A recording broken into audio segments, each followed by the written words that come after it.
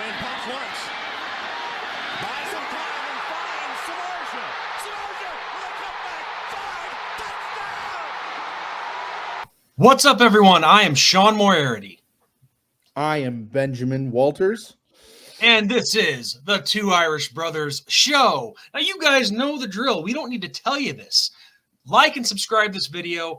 And, of course, the liking helps with the algorithm. You guys know all that stuff. But still, down below, hit all of it. It's that green play button icon in the bottom right-hand corner of your screen. Hit it.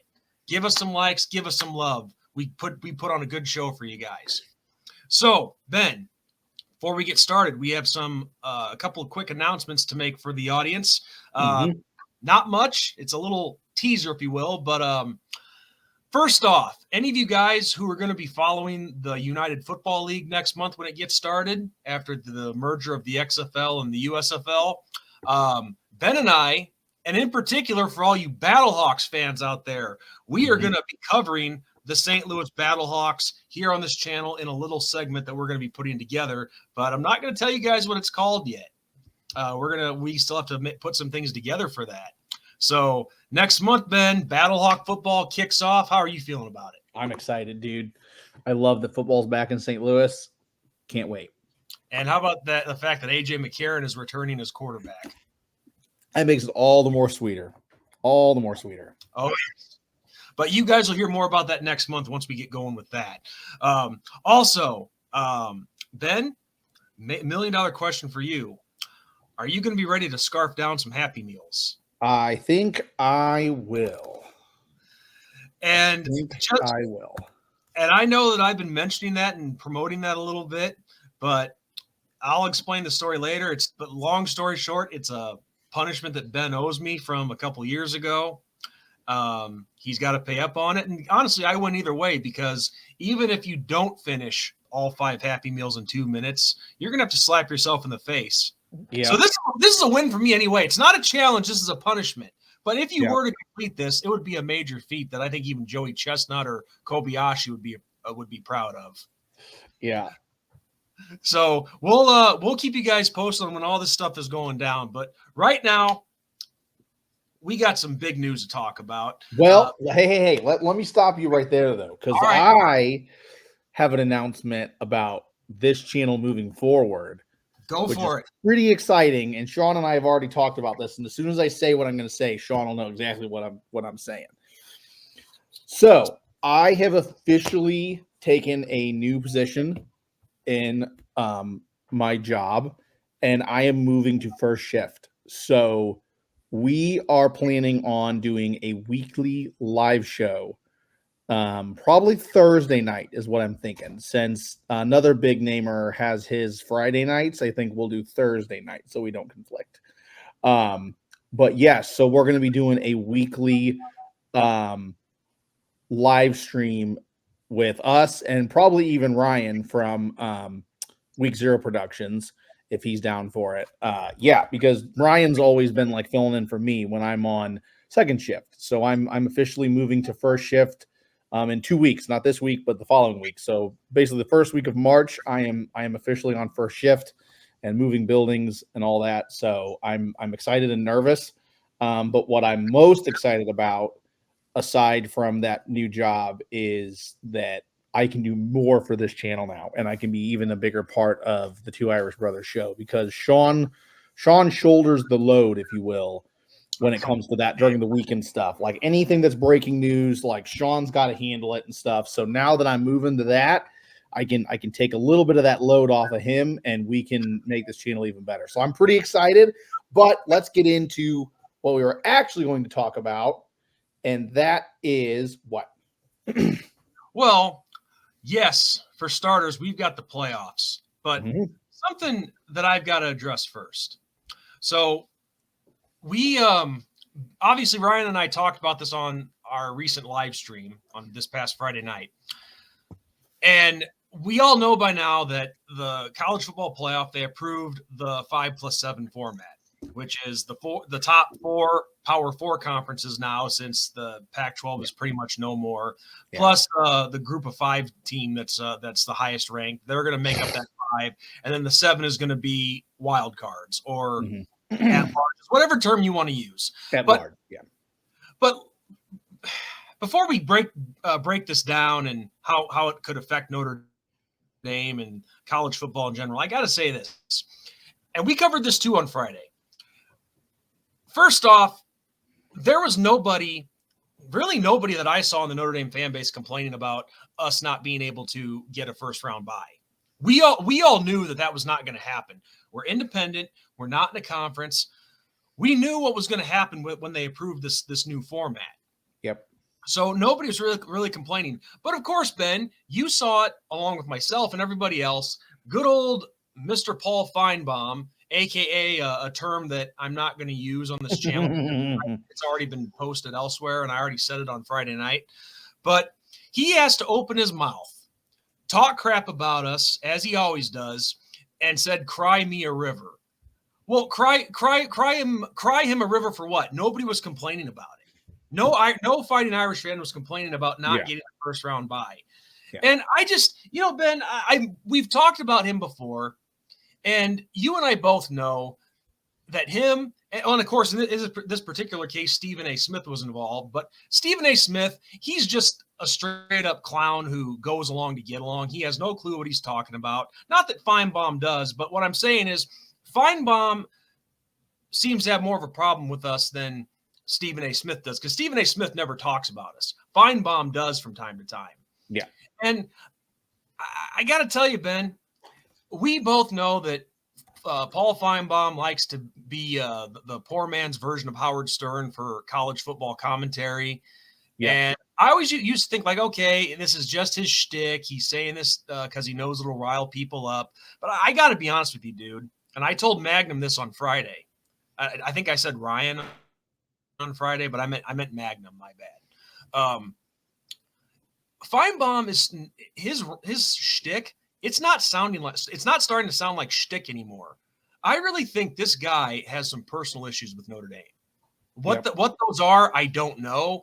I don't know if it was a case of, when he was coming out of high school, he applied to Notre Dame and got rejected, or he had a child or a grandchild or some relative go there and get rejected. I don't know.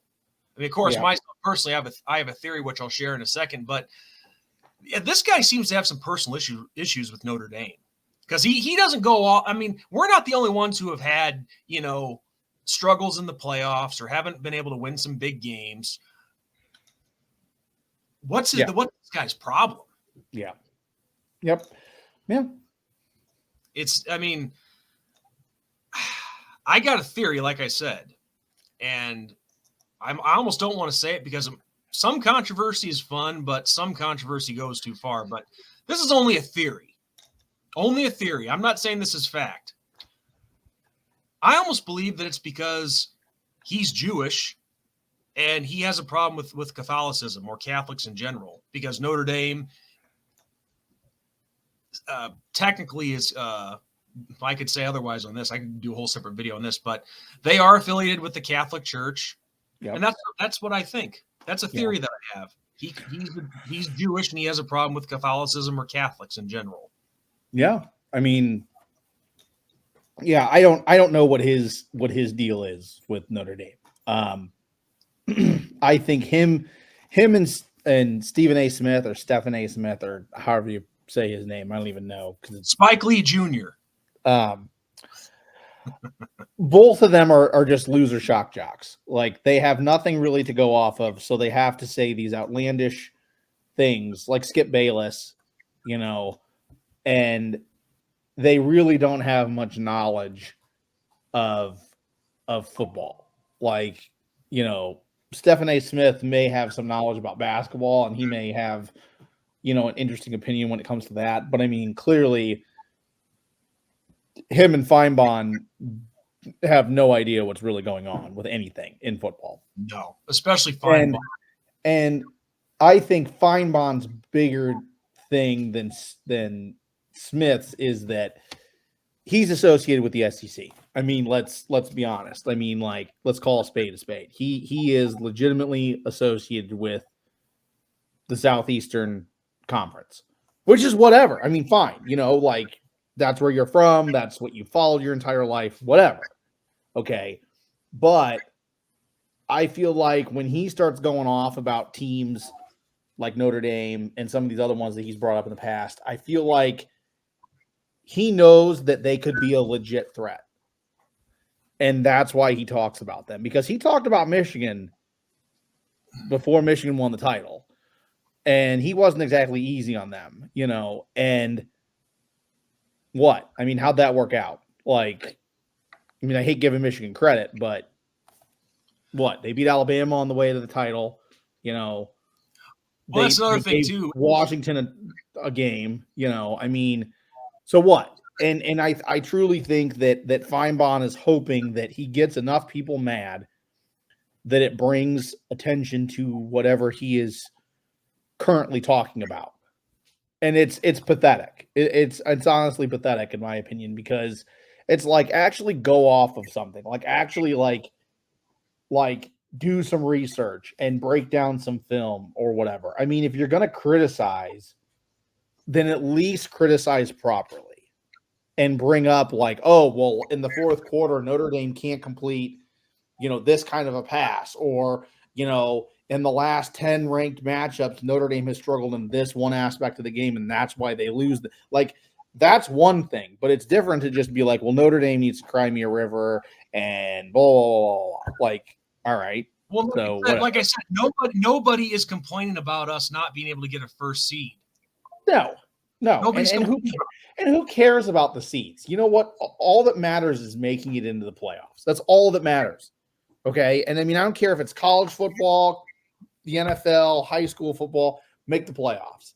And once playoffs come along and once you're there, everything's wiped clean. I don't care if you're 16-0 coming into the playoffs or 8-8 coming into the playoffs and you just barely got in. Whatever your record is, Tom Brady said it. I mean, if you don't want to believe me, believe one of the greatest people to ever play the game of football, said it doesn't matter what your record is. What matters is everything is wiped clean and you have to put on your best effort.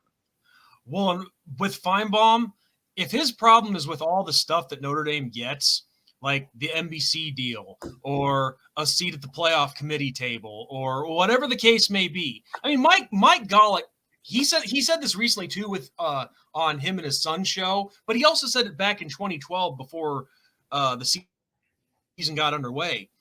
Your problem then shouldn't be with Notre Dame. Go blame the NCAA. Go blame NBC. All the people that are giving Notre Dame this stuff. And you could let's face it. Any school who's offered this stuff, you're not going to say no to it. Doesn't matter how good or how bad you are. You're going to accept it because that's bringing in money to your school. Well, so if that's what Finebaum has a problem with, then he needs to take it up with them. Don't be pissed off at Notre Dame because they accept it. Well, and let's take it a step further. Not even be pissed off, then you go do that work. Go do the work. Like if that's something that you want, or if that's something that you're offended by, okay, go put in the necessary work, because Notre Dame worked and got that contract. Notre Dame worked and got these things with the NCAA. Notre Dame went and put their nose out and put their reputation on the line when they said, oh, well, we should have a college football season in COVID. We do want to do this. Let's see, what can we do to solve this problem? Okay, how many other teams did that?